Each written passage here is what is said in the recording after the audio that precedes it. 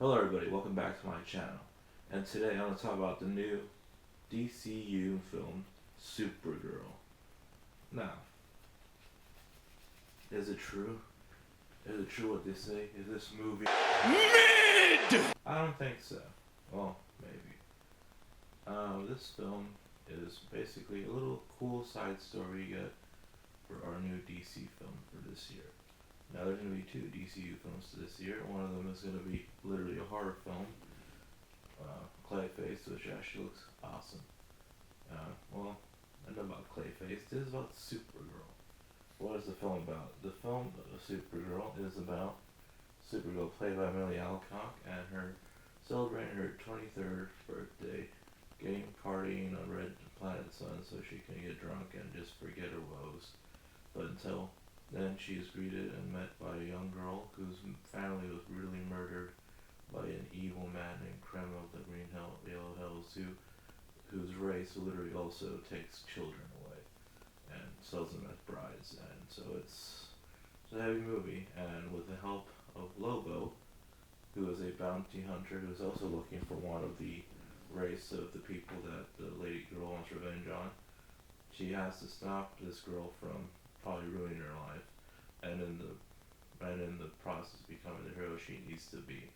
Now this film is heavily based on the comic Supergirl, Woman of Tomorrow, but it is not a one for the movie. Same way that Superman 2025 is very much inspired by All-Star Superman, but it is not a one-to-one adaptation of that comic.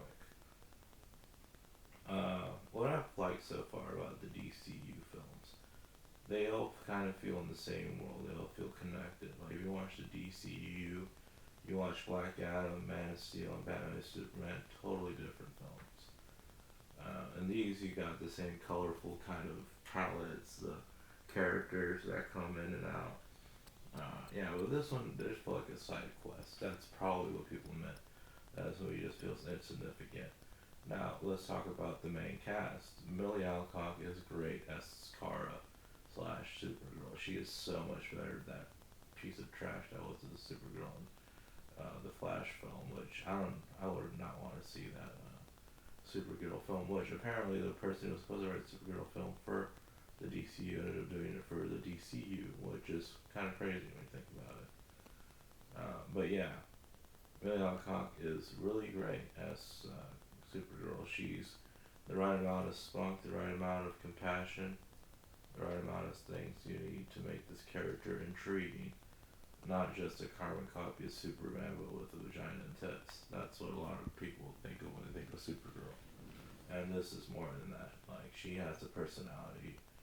She's definitely, like, unlike Clark, she did get to see her chunk of Krypton literally die from basically kryptonite poisoning, which is a slow, painful death. And I feel that really made her the way she is. Maybe not as hopeful as Clark, but she doesn't dislike Clark. I mean, there's no animosity between them. She's obviously a little turned off by his joyous, but there's that great scene that's available online where she lands on Earth and she's greeted by Clark, who is trying his best to communicate, and it's just a great scene. David Cornswet is in the film. He's one of the highlights. And another highlight is Jason Momoa as Lobo.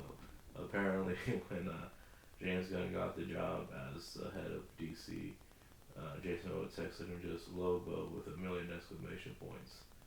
And I just gotta say, Jason Momoa is so good as Lobo.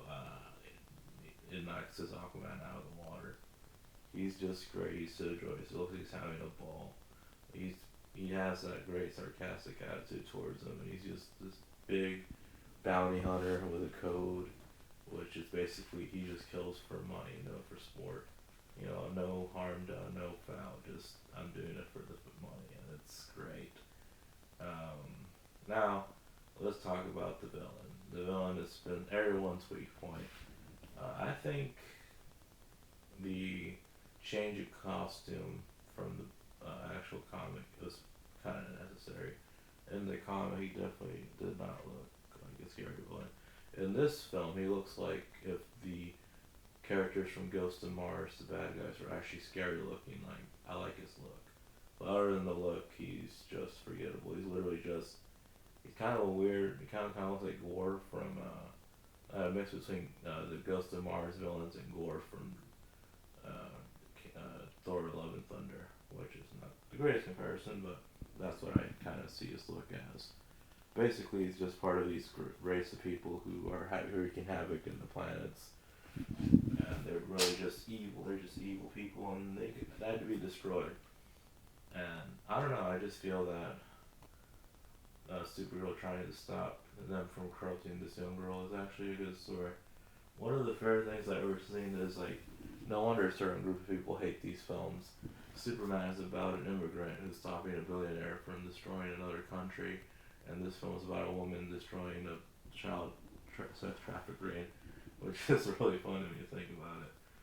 Now, I don't know. I'm starting to think this movie might get legs. It's only been out for theaters for 2 weeks. I saw it, and the theater I saw was pretty packed. And yeah, I mean, it already made 100 million.